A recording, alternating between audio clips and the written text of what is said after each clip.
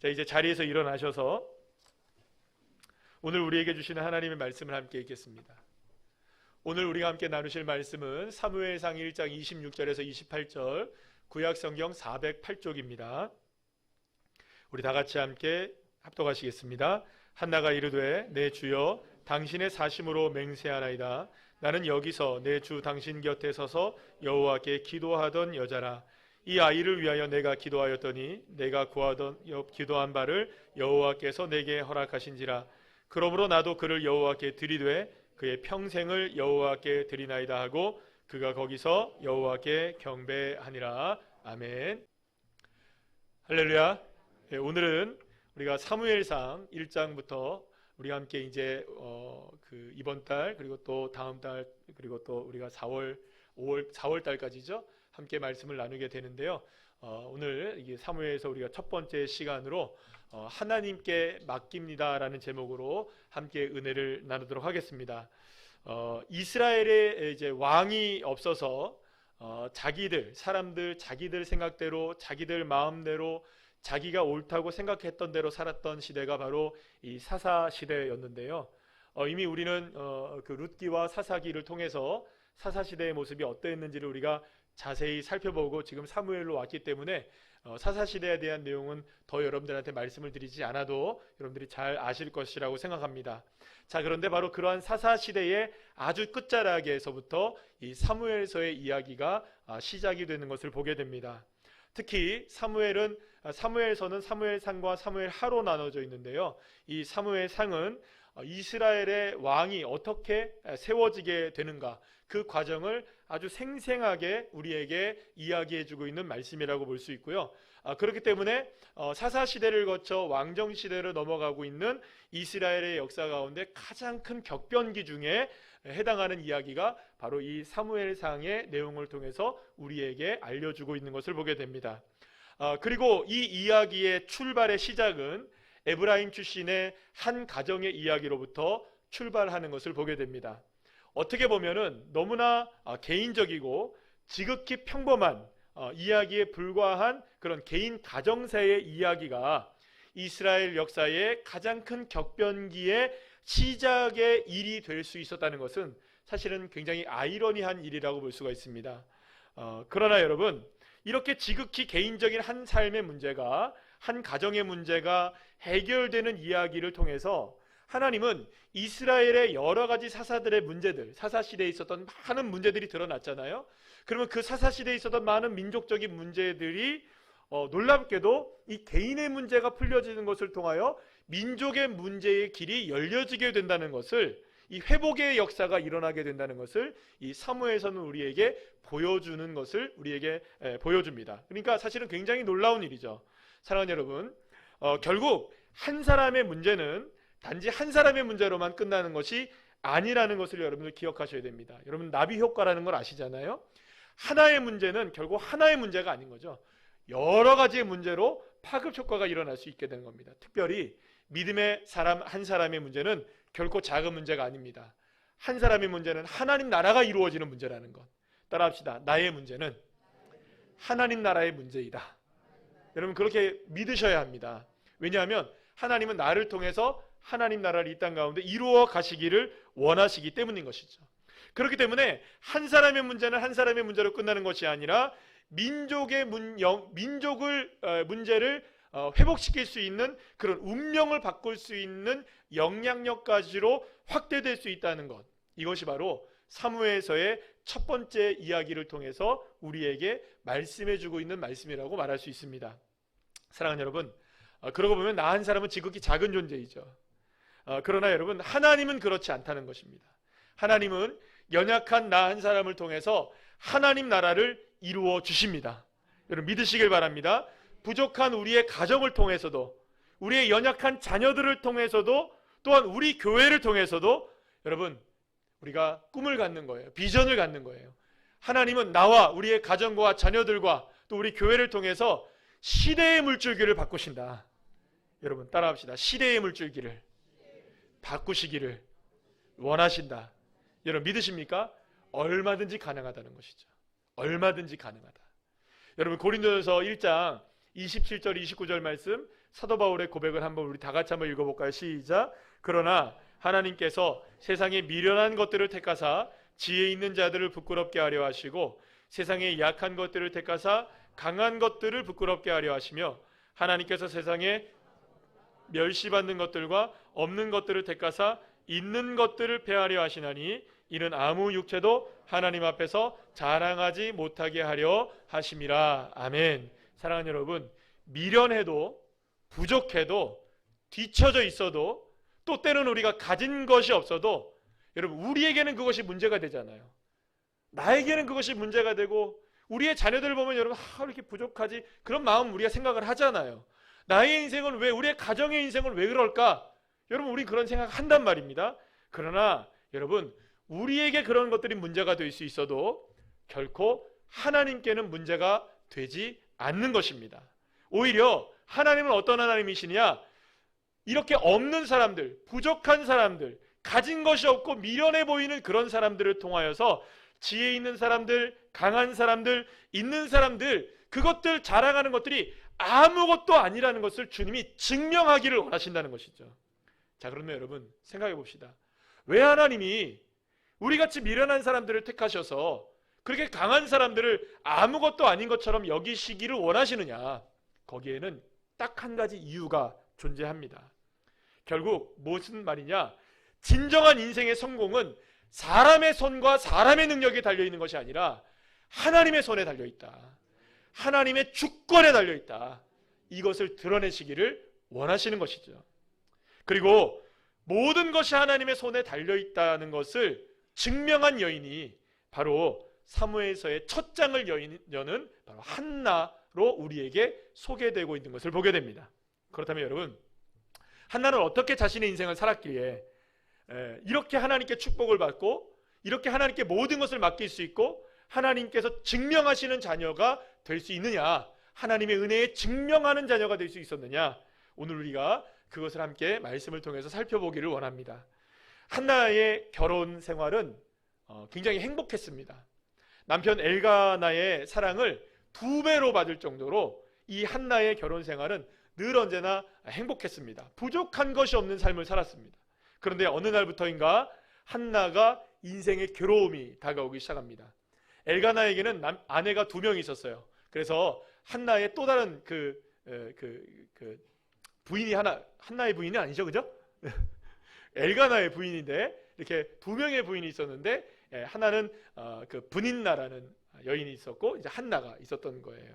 자, 그런데 어느 날부터인가 한나가 남편의 사랑을 독차지하고 있는 모습을 본, 엘가나의 사랑을 독차지하고 있는 모습을 본 이 브닌나가 이제 자기가 낳은 아이를 앞세워서, 아들을 낳았거든요. 브닌나는 아들을 앞세워서 누구를 괴롭히기 시작하느냐? 아들을 낳지 못한 한나를 괴롭히기 시작했던 거예요. 한나가 브닌나로부터 당하는 괴로움이 얼마나 힘들었는지 남편 엘가나의 사랑도 아무런 위로가 되지 못해요. 여러분들 1장의 내용을 읽어보면 그런 내용들이 쭉 나옵니다. 오히려 한나는 엘가나의 사랑을 받으면 받을수록 아이가 없는 자신의 처지를 한없이 원망하게 되었고 고통은 더욱더 심해지는 거예요. 여러분들 시기와 질투라는 게 그렇잖아요. 브린나가 왜 더 한나를 괴롭혔을까요? 자꾸 누가 더 사랑하니까. 엘가나가 자꾸 한나가 괴롭힘을 당하면 당할수록 엘가나가 막 괜찮아, 넌 내 거야 막 하면서 막 내 안에 너 있다 막 이러고 그러고 있으니까 여러분들 옆에 있던 브린나가 막 더 화가 나니까 더 막 괴롭히는 거예요. 너무너무나 괴롭히니까 고통은 계속해서 심해져 갔던 것이죠. 한나는 일생일대의 난관에 부딪히게 됩니다. 그 누구를 의지해도 그 어떤 방법을 사용해도 자신의 삶에 다가온 이 괴로움을 해결할 수가 없었던 것입니다. 그리고 더 이상 자신이 아무것도 할 수 없을 때, 더 이상 인생에서 그 어떤 방법을 찾아도 방법을 찾을 수 없었던 바로 그 순간 비로소 한나는 하나님께 기도를 했던 것입니다. 사랑하는 여러분, 한나가 기도를 시작했던 것은 인생의 난관을 만났을 때였습니다. 그럼 반대로 이렇게 생각해 볼 수 있는 것이죠. 어쩌면 한나가 인생의 난관을 만나지 않았더라면 어떻게 됐을까?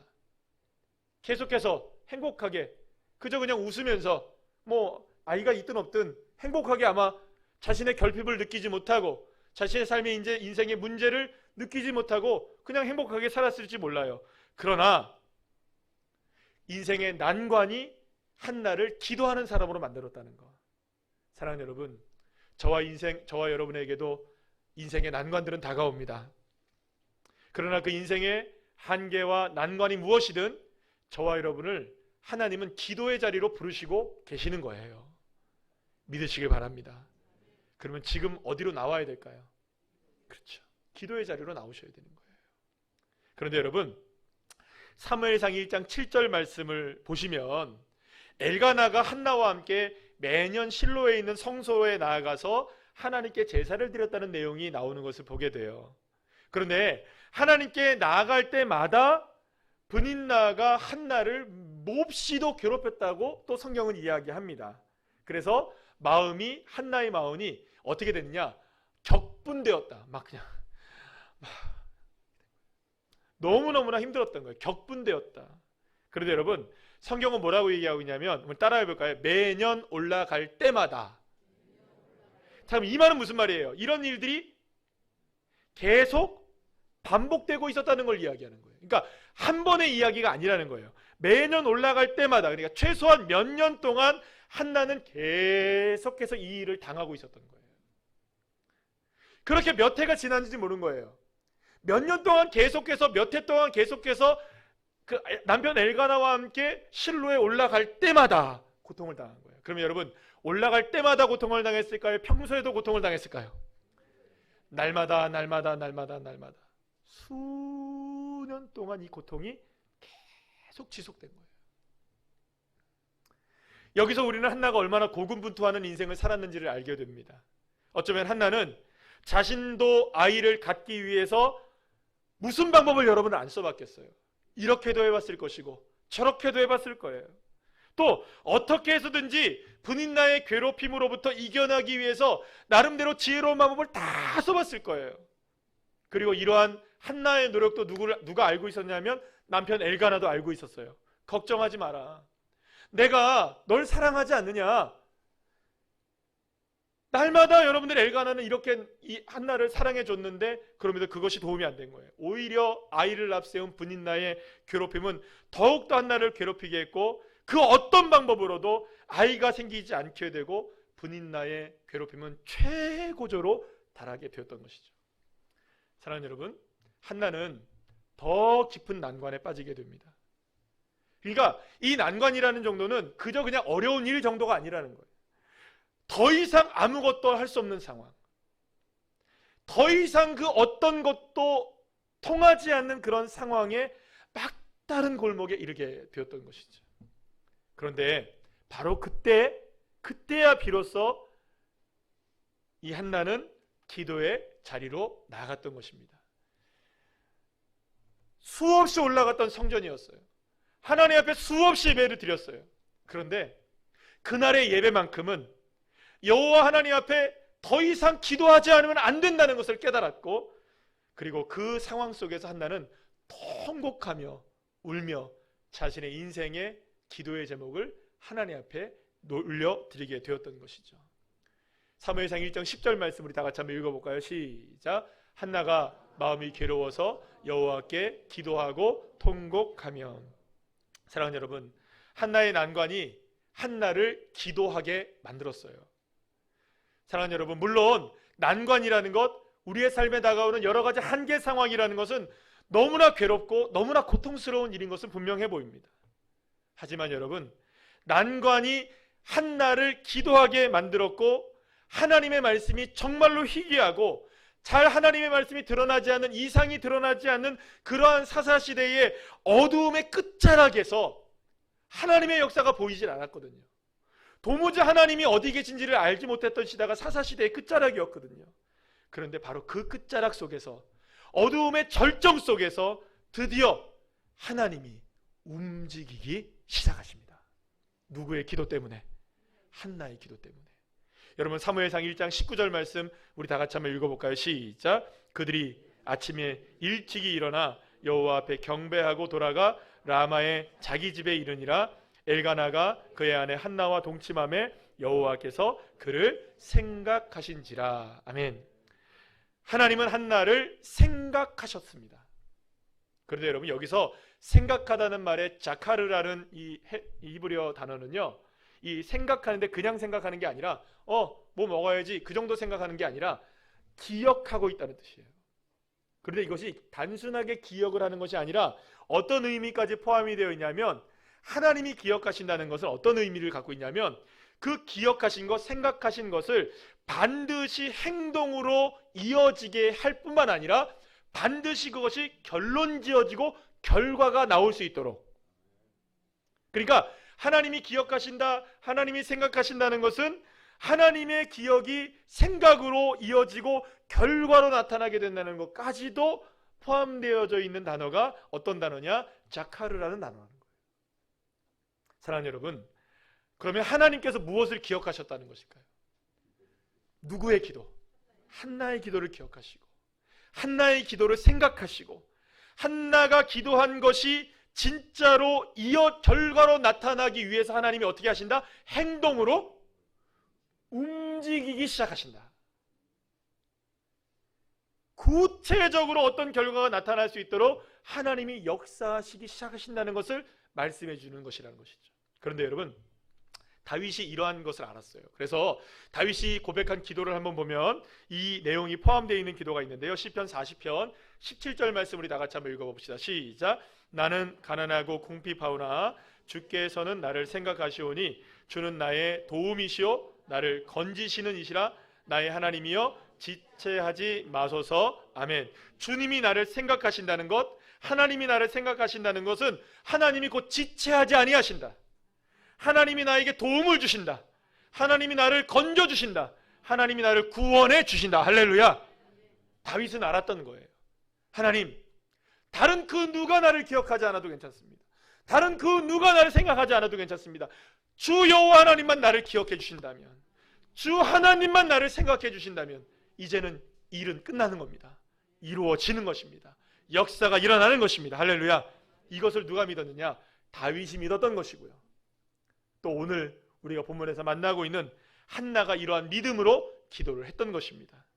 하나님은 한나의 이러한 믿음의 기도를 기억하셨고 생각하셨을 뿐만 아니라 이제는 한나의 기도가 구체적으로 이루어지기 위해서 드디어 보이지 않았던 하나님, 캄캄해서 도대체 하나님이 어디에 계신 거냐고 아무도 하나님을 만나지 못했던 그 사사시대의 캄캄한 어둠 속에서 드디어 하나님이 움직이기 시작하시는, 일하시기 시작하시는, 일어나시기 시작하시는 하나님의 역사가 시작되었던 것입니다.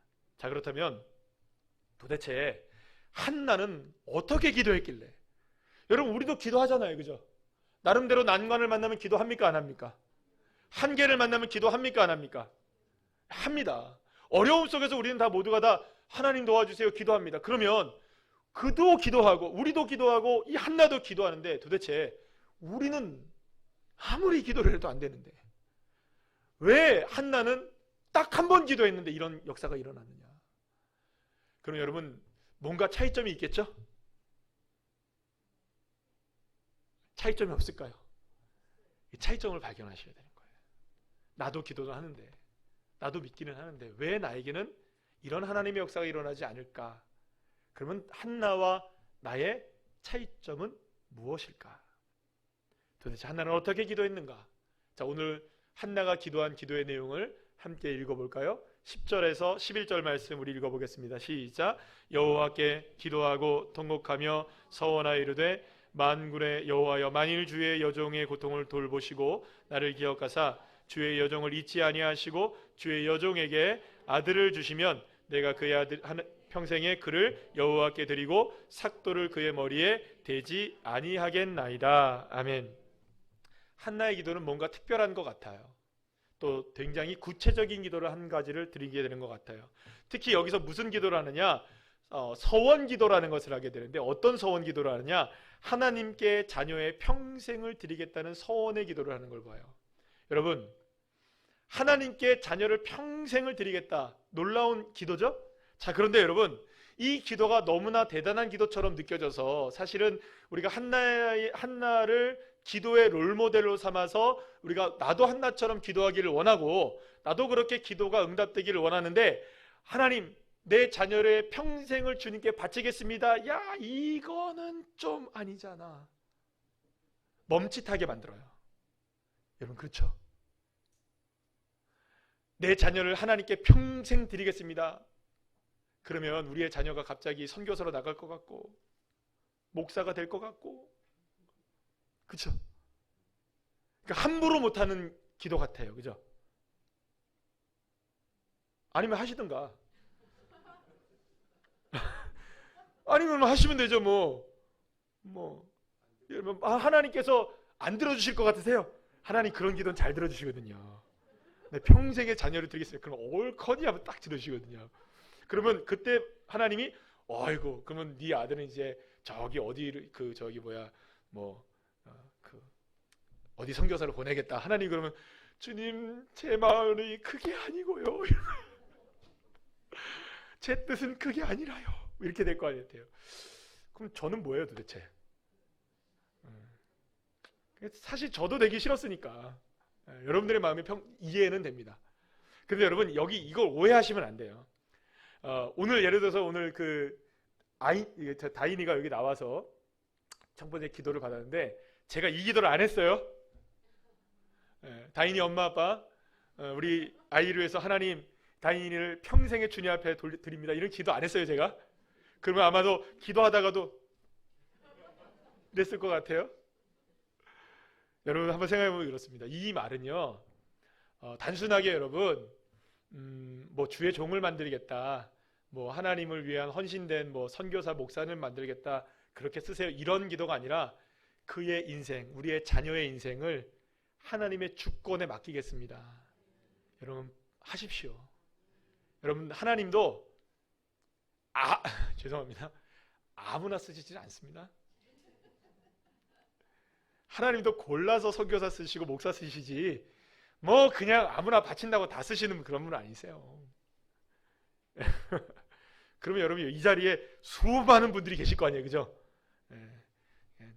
저 혼자로 족하니까 걱정하지 마시고 여러분, 하나님 앞에 평생을 자녀에게 드립니다 고백하시길 축복합니다. 그래도 하면은 안 하시면 아직까지 편견이 사라지지 않는 거예요. 따라합시다. 나의 자녀를 평생에 하나님께 올려드립니다. 여러분들 아멘. 하나님의 주권이 다스리시는 자녀, 하나님의 역사가 체험되어지는 자녀, 주님이 이끌어 가시는 믿음의 자녀, 우리의 자녀가 될 줄 믿습니다. 자, 그런 믿음을 가지고 하나님 앞에 한나가 서원 기도를 한 거예요. 그렇다면 왜 한나는 이런 기도를 했을까라는 것이 굉장히 중요하겠죠. 그런데 우리가 생각해 봐야 될 게 있어요. 한나는 즉흥적으로 기도했을까요? 여러분, 즉흥적으로 기도했을까요? 우리가 이미 살펴본 것처럼 이게 즉흥적인 기도가 아니에요. 이미 말씀드린 것처럼 한나는 몇 해 동안 계속해서 성전에 올라왔어요. 그리고 엘가나와 함께 예배를 드렸어요. 그리고 분인나로부터 매일매일 어려운 괴로움을 당하고 있었어요. 그러면 여러분들, 이게 기도가 처음 기도일까요? 아니면 기도를 많이 해봤을까요? 그런데 결단하는 기도는 이게 처음이었던 거예요. 그러니까 그냥 함부로 기도한 게 아니었어요. 이 기도는 그냥 막 즉흥적으로 나온 게 아니었어요. 어떻게 하면 자신의 힘으로 더 이상 돌파할 수 없는 이 난관을 돌파할 수 있을까? 어떻게 자신의 인생의 한계에 다가온 이 한계를 넘어설 수 있을까? 어떻게 해야 할까? 어떻게 해야 할까? 도대체 어떻게 해야 할까? 그리고 나온 기도가 이 기도였던 거예요. 그러니까 여러분, 한나가 하나님께서 자녀를 주시면 내 하나님께 평생을 드리겠다고 서원했던 기도는 그냥 입에 발린 기도가 아니었던 거예요. 그리고 나중에 그걸 서원을 이행하잖아요. 그죠? 여러분들, 저와 여러분들 그런 고백합니까? 안 합니까? 해요. 하나님, 이번 문제만 해결되어지면 하나님, 내 11조 많이 할게요. 하나님, 내가 이 문제만 해결되면 내가 감사헌금을 하겠습니다. 하나님, 내가 이 문제만 해결되면 내가 주님 앞에 충성하겠습니다. 합니까? 안 합니까? 그거라도 하세요. 그거라도 해야죠. 그죠? 그거도 안 하십니까? 그거 정도는 하셔야지. 그런데 여러분, 우리 그런 얘기 하잖아요. 예를 들어서 뭐 하나님, 내가 로또 당첨되면, 주님 앞에 로또 12억 당첨되면 내가 11조도 하고 하나님 앞에 1억 헌금 드리겠습니다. 할렐루야. 우리 교회에 그렇게 기도하시는 분들 계셔서 할렐루야. 주차장 땅도 사고 우리 건물도 사고 할렐루야. 제가 기도하고 있습니다. 주님, 그 믿음의 기도, 우리 집사님 기도를 들어주실 줄 믿습니다. 얼마나 간절한 기도가 돼요, 여러분들. 우리 다 그렇게 기도할 수 있다고요. 하나님 앞에 드리겠습니다. 하나님 앞에 이렇게 하겠습니다. 하나님께 저렇게 하겠습니다. 우리 다 그렇게 한다고요. 근데 왜 한나의 기도와 내 기도는 다를까? 한나는 됐는데 왜 나는 안 될까? 여러분, 여기에서 저와 여러분의 기도와 한나의 기도가 다른 점이 발견되어지는 거죠. 사랑하는 여러분, 단지 한나는 아들 얻으면 내가 이렇게 하겠습니다, 그런 기도한 게 아니에요. 그냥 나 엄마 되고 싶어요, 이런 기도한 게 아니란 말이에요. 한나의 기도에는 짧지만 엄청난 의미가 담겨져 있어요. 그게 뭐냐? 여기에서 드러납니다. 한나는 이렇게 기도하죠. 그를 여호와께 드리고 삭도를 그의 머리에 대지 않겠습니다라고 기도를 해요. 이 특별한 서원 기도에는 어떤 의미가 담겨져 있느냐? 그렇다면 왜 갑자기 머리를 자르는 이야기를 하느냐? 여기 이제 중요한 거죠. 갑자기 여러분, 이 중요한 순간에 더 좋은 기도가 많을 거 아니에요, 그죠? 하나님 평생을 드리겠습니다. 이 인생이 하나님 앞에 쓰임받기를 원합니다. 이런 기도했을 텐데 아주 구체적으로 하나님, 내 자녀에겐 머리를 자르지 않는 자녀, 머리카락을 자르지 않는 자녀가 되게 하겠습니다. 이렇게 기도했던 거예요. 이걸 보통 우리가 나실인의 서원이라고 얘기를 하는데요. 나실인의 서원에 관해서는 우리가 이전에 살펴보았던 삼손을 통하여서 함께 살펴보았어요. 포도주와 독주를 마시지 않고 또 이 그 머리를 자르지 않는, 그래서 그렇게 사는 삶으로서의 나실인의 서원을 했는데요. 이 한나가 바로 자신의 자녀를 나실인으로 하나님께 드리겠다고 서원을 했던 것이죠. 그런데 여러분, 여기에 서원한 의미가 있어요. 어떤 의미냐? 이게 당시 가나안 문화와 연결이 되어 있는데, 당시 가나안 문화는 포도주와 독주를 즐기는 시대였습니다. 그래서 많은 사람들이 술에 취해 살아갔어요. 그리고 또 한 가지의 문화가 있었는데 뭐냐면, 이 가나안의 문화 가운데, 이 가나안 고대 근동지방의 문화 가운데는 어떤 문화가 있었냐면 다 단발머리예요. 여러분, 그래서 스핑크스나 혹은 이집트의 여러 가지 뭐 고대 이런 그 동상들이나 이런 그림들 보면 전부 다 이렇게 딱 해서 단발머리죠. 남자들도. 한 번도 보신 적이 없으십니까? 기억나시죠? 그런 것들 기억나시죠? 제가 그림을 준비하지 못했어요. 그런데 그런 거 아마 기억나실 거예요. 뭐 람세스 이렇게 보면 다 그렇잖아요. 그죠? 다 그렇게 탁 이렇게 단발머리. 그게 뭐냐면 가나안의 문화였던 거예요. 근데 이스라엘의 문화는 가능하면 머리를 자르지 않는 거예요, 여러분. 그냥 묶고 다니는 거예요. 길어도. 그런데 여러분들, 이스라엘 백성들이 가나안의 문화에 동화되며 살아가면서 전부 다 뭘 하기 시작하냐면 단발머리 하기 시작했던 거예요. 이게 단순하게 단발머리를 했기 때문에 여러분, 뭐 그 조용필 노래에 나오는 그런 거 아닙니다, 여러분. 비에 저종 뭐 이런 거 아닙니다. 그런 유행 따라갔던 그 정도가 아니라, 이 유행은 내가 단발머리를 했다는 그 말은 의미는 어떤 의미가 있냐면, 나는 가나안의 문화를 따릅니다라는 의미를 갖고 있는 거예요. 굉장히 문제가 심각한 것이죠. 그렇게 자연스럽게 이스라엘 백성들은 가나안의 문화에 동화되어져 나갔고, 어떻게 보면 단발머리는 가나안의 문화를 상징하는 아이콘이 되었고, 이스라엘 백성들은 그걸 따라갔던 거예요. 그런데 한나는 그렇게 기도했던 겁니다. 하나님, 내 자녀가 태어나면 절대로 이 세상의 문화, 이 세상의 방법, 가나안의 문화 따르지 않는 백성으로 살아가게 하겠습니다. 결단하며 나실인의 서원을 하게 된 것이죠. 그런데 여러분, 이거는 단순하게, 여기서도 한 가지 우리가 생각해 봐야 될 건 뭐냐면, 단순하게 머리를 자르고 안 자르고의 문제가 아니라는 거예요. 단순하게 가나안의 질서와 세상의 문화를 따르지 않는 그런 삶을 만들겠습니다. 우리도 다 그런 기도 한단 말이에요, 그죠? 그런데 여기에서 한 가지만 더 우리가 깊이 있게 나간다면 이런 겁니다. 자기 자신이 왜 이런 서원의 기도를 했을까? 이거죠. 한나가 여러분 어떤 방법을 다 안 사용했을겠어요? 자녀 낳기 위해서 수많은 방법 사용해 봤을까요? 안 해봤을까요? 다 해봤단 말이에요. 이런 방법도 해보고 저런 방법도 해보고, 분인 날을 회유하기도 해보고 친절하게 대해보기도 했을 것이고, 또 윽박도 지러보게 됐을 것이고, 여러 가지 방법으로 본인 나로부터의 괴로움으로부터 해방되기 위해서 세상의 방법, 이런 방법 저런 방법 다 사용해봐도 세상의 방법은 안 되더라. 이게 한나의 결론이었던 거예요. 그러니 하나님, 내 자녀가 태어난다면 하나님, 내 자녀는 세상의 방법으로 살지 않기를 원합니다. 하나님의 방법으로 살기를 원합니다. 하나님의 능력의 손길로 이루어지길 원합니다. 주님의 주권이 내 자녀의 인생을 이끌어가길 원합니다. 이렇게 고백하게 되었던 것입니다. 한나는 자신의 삶에 다가온 난관을 통해서 하나님을 배운 거예요.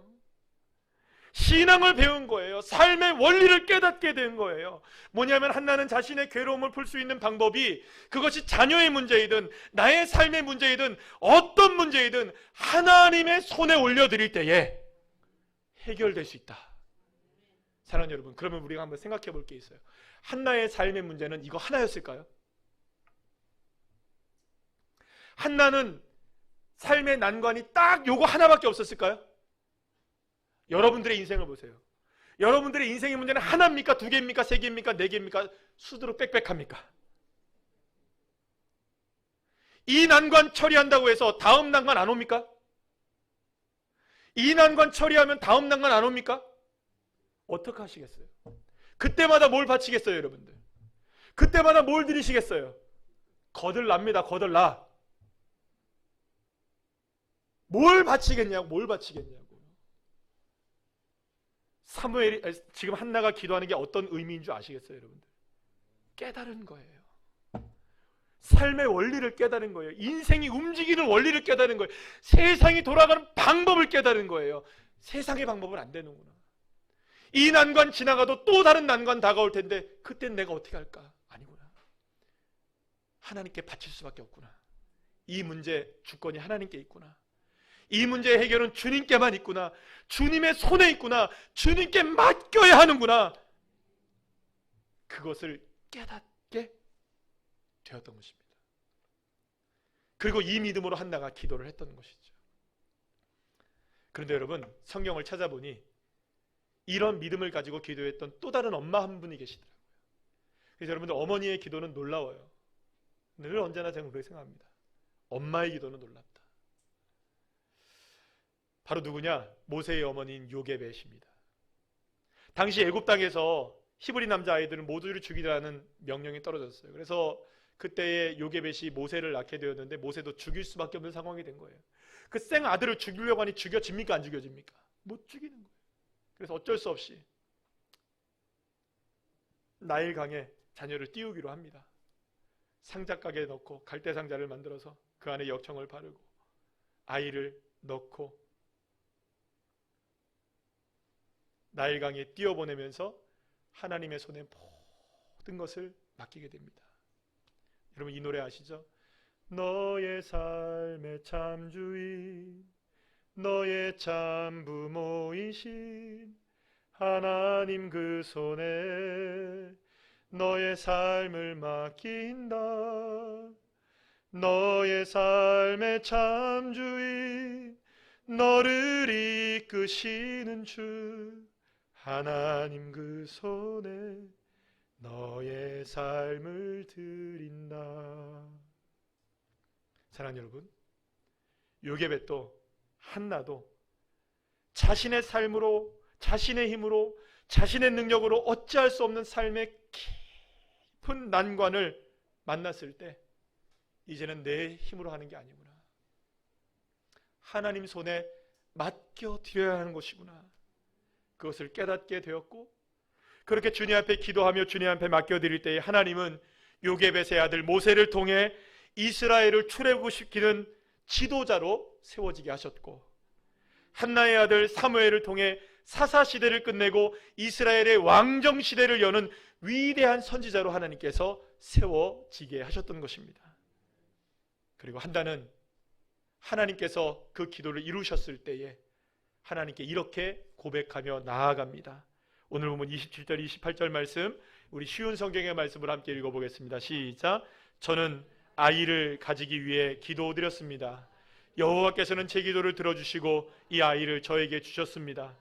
이제 이 아이를 여호와께 다시 돌려드립니다. 이 아이는 평생토록 여호와의 사람이 될 것입니다. 그런 뒤 그 아이는 그곳에서 여호와께 예배 드렸습니다. 할렐루야.